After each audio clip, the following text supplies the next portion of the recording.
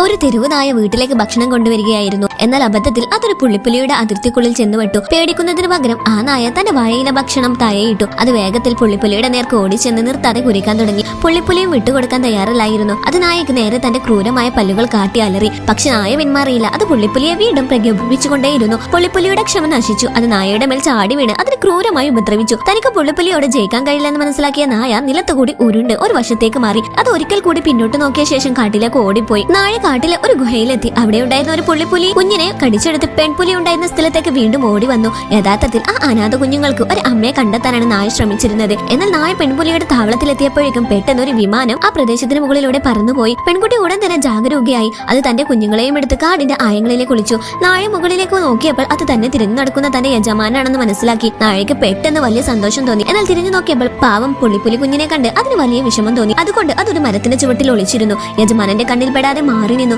തന്റെ യജമാനന്റെ രൂപം അകന്നു പോകുന്നത് കണ്ടപ്പോൾ നായയുടെ കണ്ണുകൾ നിറഞ്ഞു. എന്നാൽ താൻ പോയാൽ ആ പുള്ളിപ്പുലി കുഞ്ഞുങ്ങൾ ചത്തുപോകുമെന്ന് അതിനറിയാമായിരുന്നു. നായ ഒട്ടുമടിക്കാതെ അവിടെ തന്നെ നിൽക്കാൻ തീരുമാനിച്ചു. പക്ഷേ എന്നാൽ ഒരു അമ്മപ്പുലിയെ പോലെ അവയെ സംരക്ഷിക്കാൻ നായക്ക് കഴിയില്ലായിരുന്നു. അതുകൊണ്ട് അത് മണം പിടിച്ച് അമ്മപ്പുലിയുടെ പാത പിന്തുടർന്നു. അത് പുള്ളിപ്പുലി കുഞ്ഞുങ്ങളെ അമ്മപ്പുലിയുടെ അടുത്തേക്ക് നയിച്ചു. അവ കുന്നുകൾ കയറിയും കാട്ടുപൊന്തകൾക്കിടയിലൂടെയും ഒരു വരിവരിയായി നടന്നു പോകുന്നതിനിടയിൽ ഒരു കുഞ്ഞിനെ കാണാനില്ലെന്ന് നായ ശ്രദ്ധിച്ചു. അത് വേഗത്തിൽ പിന്നോട്ട് ഓടിപ്പോയി തിരിഞ്ഞു. ആ കുഞ്ഞ് ഒരു തവളയെ കണ്ട് അതിൽ ശ്രദ്ധ തിരിഞ്ഞു നിൽക്കുകയാണെന്ന് നായ കണ്ടെത്തി. നായ അതിനെ നിർത്താതെ വിളിച്ചു. ഒടുവിൽ ആ കുഞ്ഞും ഒപ്പം നടക്കാൻ തുടങ്ങി. അതിനിടയിൽ വിമാനം വീണ്ടും പ്രത്യക്ഷപ്പെട്ടു. പക്ഷെ നായ അപ്പോഴേക്കും പാറകൾക്കിടയിലുള്ള ഒരു വിടവിൽ ഒളിച്ചിരുന്നു. പുള്ളിപ്പുലി കുഞ്ഞു നായ ചെയ്യുന്നത് നോക്കി നിന്നു. അതിന് കാരണം മനസ്സിലായില്ലെങ്കിലും തന്റെ യജമാനന്റെ അടുത്തേക്ക് തിരികെ പോകാനുള്ള മറ്റൊരു അവസരം കൂടി നഷ്ടപ്പെട്ടതിന്റെ സങ്കടം ആ നായക്ക് മാത്രമേ അറിയാമായിരുന്നുള്ളൂ. പെട്ടെന്ന് നായ ഒരു അപകടം മണത്തറിഞ്ഞു. അത് വേഗത്തിൽ കാട്ടുപൊന്തകൾക്കുള്ളിൽ ഒളിച്ചെന്നു. കുഞ്ഞുങ്ങളും അതിനെ പിന്തുടർന്നു. ഒരു വലിയ മരത്തിന് പിന്നിൽ നിന്ന് ഒരു ചാര നിറത്തിലുള്ള കരടി പ്രത്യക്ഷപ്പെട്ടു. അത് ആ വലിയ മരത്തിൽ നഖം കൊണ്ട് പോറിക്കൊണ്ടിരിക്കുവായിരുന്നു. അപ്പോൾ ആ പുള്ളിപ്പുലി കുഞ്ഞ് രഹസ്യമായി പുറത്തിറങ്ങി മരത്തിൽ പിടിച്ചിരുന്ന കരടിയുടെ അടുത്തേക്ക് ചെന്ന് ധൈര്യത്തോടെ ഒന്ന് ഗർജിച്ചു. കരടി ആദ്യം പ്രതികരിച്ചില്ല. എന്നാൽ കുഞ്ഞ് ആക്രമിക്കാൻ തയ്യാറെടുക്കുന്ന ഭാഗത്തിൽ നിന്നപ്പോൾ കരടിക്ക് ദേഷ്യം വന്നു. അത് കുഞ്ഞിനെ ആക്രമിക്കാൻ തിരിഞ്ഞു. അത് കണ്ട് ഭയന്നു പോയ കുഞ്ഞ് വേഗത്തിൽ പൊന്തയ്ക്കുള്ളിലെ നായയുടെ അടുത്തേക്ക് ഓടി വന്നു. കരടി അടുത്തേക്ക് വരുമ്പോൾ എന്ത് ചെയ്യണമെന്ന് നായക്ക് അറിയില്ലായിരുന്നു.